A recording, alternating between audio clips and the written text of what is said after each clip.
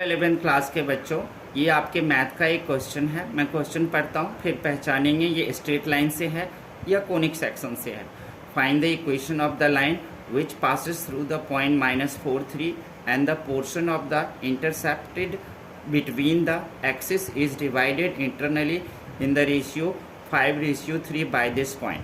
Question पढ़ने के बाद आप लोग पहचान गए होंगे ना कि ये पूरी की पूरी क्वेश्चन जो है वो स्ट्रेट लाइन से क्वेश्चन है ये, और इस स्ट्रेट लाइन के क्वेश्चंस को आप भली भांति आप निकाल सकते हो। तो अभी आप देखोगे कि इसमें कौन सा है ये और कैसे होता है। तो सबसे पहले आपको इंटरसेप्टेड, यहाँ पे देखो इंटरसेप्टेड लिखा हुआ है, इसी से आपको पहचानना है। तो हम सॉल्व करते हैं। हम लिखेंगे क्या, the equation of the given intercepted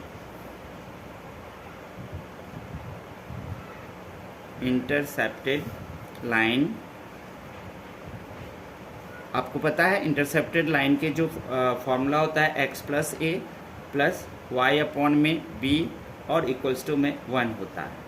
अब देखना क्या है आपको कि ये कट्स कहाँ पर करता है। क्वेश्चन जितना जितना पढ़ोगे उससे आपको पता चलेगा कि ये कट्स कहाँ करता है। तो ये करता है, it cuts axis at A0 and B0B।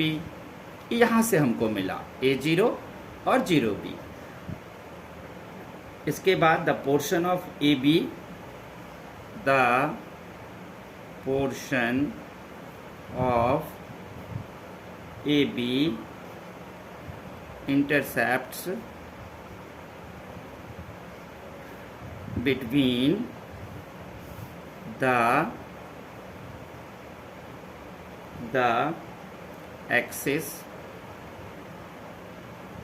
Axis पर कब करेगा। तो आप फॉर्मूले को तो अच्छी तरह जानते हो ना।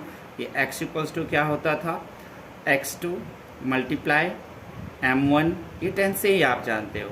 उसके बाद x1 m2 अपॉन में m1 प्लस m2, ये तो आप पहले से ही जानते हो, 10 से जानते हो आए हो। सेक्शन फार्मूला इसको कहते थे। y के लिए y2 multiply m1 plus y1 m2 upon में m1 प्लस m2 हो गया बच्चों। हमने फार्मूला लिख लिया। अब हम आराम से दोनों को हम पुट कर सकते हैं। क्या पुट करके आएगा, 3 मल्टीप्लाई a और प्लस 5 0 अपॉन में 5 प्लस 3। क्यों, क्योंकि रेशियो जो है 5:3, तो ये m1 m2 है, आप जानते हो। उसके बाद जो है आप y के लिए भी वही कर लोगे। तो आप लिखोगे 3 मल्टीप्लाई 0 मल्टीप्लाई 5b अपॉन में 5 प्लस 3। ओके, अब इसको जब सॉल्व करोगे आप तो आपको x और y दोनों आ जाएगा। x y अगर आ गया तो वो आ गया कोऑर्डिनेट p आ गया आपका। तो p आप सीधे लिख लो, p इक्वल्स टू में यहाँ निकल के आ जाएगा 3a अपॉन में 8 और 5b अपॉन में 8। हमने इसको सॉल्व किया है। इसको मैं सॉल्व करके दिखाऊं, कोई ज़रूरत नहीं है, ये आप लोगों को अच्छी तरह आता ही होगा। अब आप देख सकते हो हम क्या क्या कर सकते हैं। तो ये हो गया। अब पासिंग कहाँ से लाइन कर रहा है ये हमें देखना है। विच पासेज, यहाँ लिखा था find the equation of the line which passes. तो आप फिर लिख दो, the line passing through the points minus, कहाँ से जा रहा है, -4 और 3 से। ये कहाँ से आया, यहाँ से क्वेश्चन आ रहा है। अब इन दोनों को लेकर इन दोनों को कंपेयर कर दो, इक्वेट कर दो, इक्वल्स टू में रख दो, आपको a और b का वैल्यू आ जाएगा। इसको उठाओगे, ये x है तो x को x से कटा दोगे, तो x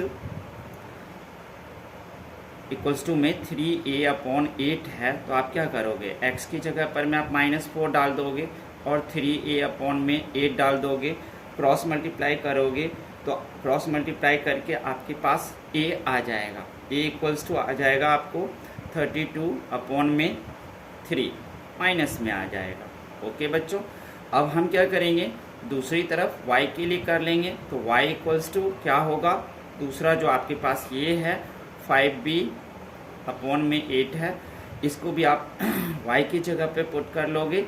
y की जगह पे यहाँ से आप ले लेना जहाँ से पॉइंट पास कर रहा है, -3 लिख लेना, 5b लिख लेना, अपॉन में 8 लिख लेना, क्रॉस मल्टीप्लाई करना तो b इक्वल्स टू आपके पास आ जाएगा कितना, 16 अपॉन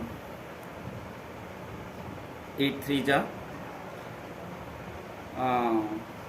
अगर आप इसको 3 था, यहाँ -3 है, यहाँ भी नहीं -3 नहीं है, -4 और 3 है, सॉरी इसको कट करूँगा मैं, यहाँ भी माइनस को कट कर दूँगा। 3 इक्वल्स टू 5b अपॉन में 8 आ जाएगा। अगर इसको हम 8 3 जा 24 करेंगे और b तो हमारे पास निकल के आ जाएगा 24 अपॉन में 5।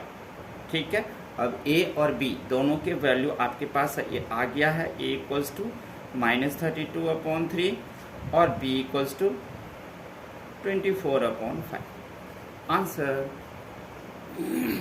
कैसा लगा आप लोगों को? तो इसी तरह से ये क्वेश्चन होते हैं, आप ध्यान रखना और सॉल्व करते रहना और कमेंट करना। अच्छा लगे तो चैनल ज़रूर सब्सक्राइब कर देना बच्चों।